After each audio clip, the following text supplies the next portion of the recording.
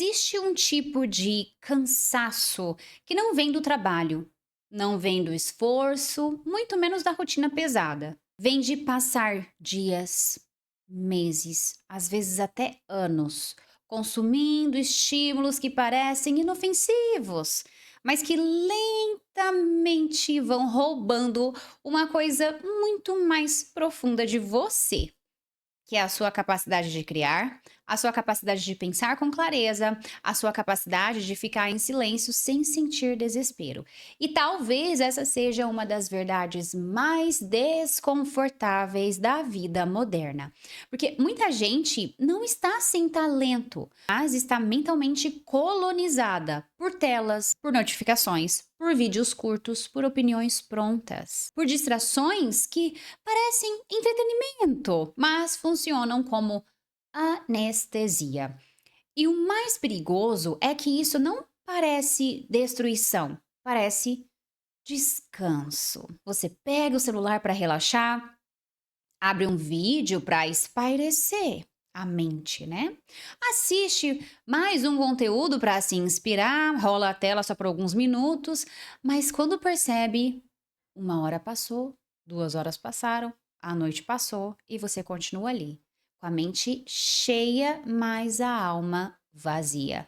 Esse é o ponto que ninguém quase fala. O excesso de informação não está tornando as pessoas mais conscientes. Em muitos casos, está tornando as pessoas menos capazes de acessar a própria consciência. Porque uma mente que só consome começa a perder a força de produzir pensamento próprio. Então, ela se torna uma mente que reage, né? Repete, se compara, se distrai. Só que ela não cria. E quando eu digo criar, eu não estou falando apenas de pintar um quadro, por exemplo, de escrever um livro, de compor uma música. Criar também é organizar uma ideia. Criar é tomar uma decisão, é construir uma vida com intenção. Criar é olhar para dentro e perceber: isso é meu ou foi colocado em mim? Porque talvez grande parte do que você chama de vontade não seja vontade, mas seja programação. Você acha que quer abrir o celular, mas talvez você só tenha sido treinado a fugir do silêncio. Você acha que quer consumir mais um vídeo, mas talvez você só esteja tentando escapar de uma sensação interna que não sabe nomear. Você acha que está descansando, mas talvez esteja apenas se anestesiando. E existe uma diferença brutal entre descanso e anestesia, porque o descanso devolve a energia. Anestesia adia consciência. O descanso te reconecta com você. A anestesia te afasta de você. E é por isso que muitas pessoas passam horas consumindo conteúdo e no final não se sentem melhores. Elas se sentem mais dispersas, mais vazias, atrasadas, mais culpadas, mais desconectadas da própria vida. Porque a mente humana não foi feita apenas para receber estímulos. Ela foi feita para transformar experiência em significado. E quando você passa tempo demais apenas recebendo, sem processar, sem criar, sem refletir, sem agir, a sua mente começa a virar um depósito de fragmentos. Um pedaço de opinião aqui, um medo ali, uma comparação daqui, uma tendência dali, uma frase pronta, uma identidade emprestada e em poucos você começa a perder contato com a sua própria voz. É por isso que tanta gente hoje não sabe mais o que quer, não sabe o que sente, não sabe no que acredita, não sabe para onde está indo, porque passou tempo demais ouvindo o mundo inteiro e tempo de menos ouvindo a si mesmo. A tecnologia não precisa destruir você de forma óbvia. Ela só precisa manter a sua atenção ocupada o suficiente para que você nunca sente em silêncio e se pergunte: o que eu estou fazendo com a minha vida? E essa pergunta é perigosa porque ela acorda partes suas que o entretenimento tenta manter dormindo. E talvez seja por isso que o silêncio assuste tanto, Porque o silêncio não tem algoritmo para te distrair. Ele não tem música para abafar, não tem vídeo para preencher, não tem feed para hipnotizar. Só tem você. E muita gente não suporta ficar sozinha consigo mesma, porque quando o barulho acaba, a verdade aparece. Aí aparece a frustração, aparece o medo, aparece o potencial desperdiçado, aparece aquela sensação de que você nasceu para mais, mas está vivendo no automático. E aqui está uma verdade difícil de engolir, mas eu vou te falar. O consumo excessivo não rouba apenas o seu tempo, ele rouba o seu impulso criador. Ele rouba aquela energia interna que fazia você querer experimentar, brincar, construir, tentar, errar, descobrir. Quando você era criança, antes de ser engolido por telas, você não precisava de tanta coisa para sentir curiosidade. Uma folha de papel virava um mundo. Um desenho virava uma história, uma ideia pequena virava uma aventura. Você criava porque era natural, porque a mente humana nasceu para explorar. Mas com o tempo, essa curiosidade foi sendo substituída por estímulo pronto. Então, em vez de imaginar, você assiste. Em vez de tentar, você compara. Em vez de criar, você consome. Em vez de viver uma experiência, você vê alguém vivendo. E quanto mais você assiste a outras pessoas vivendo, mais a sua própria vida começa a aparecer distante. Esse é o ponto invisível da prisão. Você não percebe que está preso porque a cela é confortável e quentinha. Ela tem vídeos infinitos, tem músicas, tem notificações, tem novidades, tem distrações 24 horas por dia, mas continua sendo uma cela. Porque qualquer coisa que rouba a sua capacidade de escolher com consciência rouba a sua liberdade. E talvez a pergunta mais importante não seja quanto tempo eu passo online? A pergunta real é: quem eu estou me tornando depois de consumir tudo isso? Você está ficando mais claro? Mais criativo? Mais corajoso? Mais presente? Mais capaz de agir? Ou você está ficando mais ansioso, mais disperso, mais comparativo, mais impaciente e mais incapaz de terminar qualquer coisa? Porque o cérebro que você consome, ele não desaparece. Ele entra em você, ele molda o seu humor, molda a sua percepção, molda os seus medos, os seus desejos, molda a forma como você enxerga a própria vida. E é por isso que recuperar a mente não começa com uma rotina perfeita, começa com desestimulação. Você precisa devolver silêncio ao cérebro, não como castigo, mas como limpeza, porque uma mente hiperestimulada não consegue ouvir a própria intuição. Ela só escuta ruído e talvez no começo ficar sem estímulo vai parecer insuportável.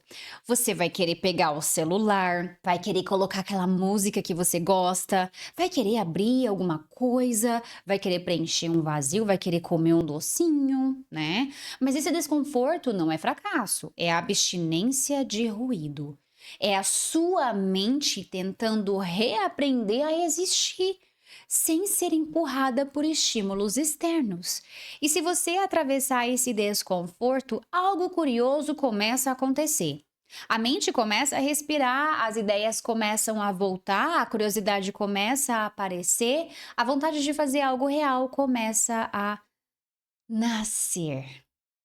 Não uma vontade grandiosa, não uma missão cinematográfica, às vezes é algo simples. Arrumar um espaço, escrever uma página, caminhar sem fones, ler algumas páginas de um livro, desenhar qualquer coisa, preparar uma comida com calma, organizar uma ideia, começar um projeto que você vem adiando. E esse é o ponto. A criação volta primeiro como um sussurro, não como explosão. Muita gente espera uma paixão gigante aparecer, mas a curiosidade verdadeira quase sempre começa pequena. Ela não grita, ela não cutuca, ela diz: Talvez eu queira tentar isso, talvez isso me interesse, talvez eu ainda tenha algo meu aqui dentro. E se você seguir esse pequeno sinal, sem exigir perfeição, você começa a reconstruir uma relação consigo mesmo. Porque criar exige coragem. Não porque você precisa fazer algo brilhante, mas porque criar coloca você em contato com a possibilidade de errar. Consumir é seguro. Criar é vulnerável. Consumir permite julgar. Criar exige se expor. Consumir dá a sensação de movimento. Criar revela se você está realmente se movendo. E talvez seja por isso que tantas pessoas preferem continuar consumindo conteúdo sobre mudança em vez de mudar. Porque enquanto você consome, você sente que está perto da transformação. Mas só quando você cria, age ou pratica, você entra na transformação de verdade. E existe uma frase que deveria ficar na sua mente: o consumo te dá a sensação de evolução. A criação te dá a prova.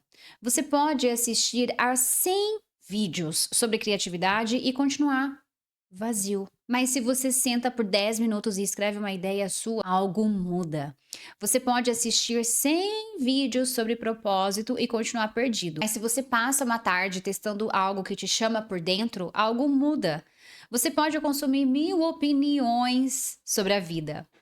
Mas só quando você fica em silêncio tempo suficiente para formar a sua própria, você começa a existir de verdade. E aqui está uma virada psicológica. Você não precisa abandonar a tecnologia. Você precisa parar de entregar a ela o comando da sua consciência. A internet pode ser ferramenta, mas para muita gente virou um ambiente mental. A pessoa não usa mais a internet, ela mora dentro da internet, ela acorda e entra na internet, ela almoça e entra na internet, ela sente ansiedade e entra na internet, ela sente tédio e entra na internet. Ela sente solidão e entra na internet. Ela sente medo e entra na internet. E quanto mais ela entra na internet, menos ela consegue sair de si mesma. Porque tudo vira fuga do tédio, fuga da dor, fuga da responsabilidade, fuga da própria grandeza. Sim, da própria grandeza. Porque existe uma parte sua que sabe que você poderia estar construindo algo mais verdadeiro. E essa parte incomoda. Então, o consumo entra como um calmante. Mas calmantes emocionais têm um preço. Eles aliviam agora, cobram depois, cobram em forma de arrependimento, da sensação de desperdício, de mente fraca, de criatividade bloqueada, de vida sem direção. E talvez o caminho de volta comece com algo simples, mas raro. Raro hoje em dia, né? Ficar entediado de propósito. Não pegar o celular na primeira sensação de vazio, não preencher cada segundo, não fugir na primeira inquietação. Deixar a mente procurar alguma coisa dentro de você, dentro de si mesmo. Porque o tédio não é inimigo. O tédio é a porta de entrada da criatividade. Antes da ideia aparecer, tem o vazio. Antes da clareza aparecer, vem o silêncio. Antes da vontade real aparecer, vem a abstinência da vontade falsa. Mas as pessoas desistem cedo demais. Elas sentem desconforto por 2 minutos e voltam para o feed. E assim elas nunca atravessam a camada onde a mente começa a despertar. É como cavar um poço e parar sempre antes da água. Você acha que não existe nada ali, só que existe, e você precisa ficar tempo suficiente. Tempo suficiente sem ruído, sem se comparar, sem buscar validação, sem transformar tudo em performance. Porque outra coisa que matou a criação foi a necessidade de transformar tudo em resultado. A pessoa não canta porque gosta, ela pensa se vai viralizar.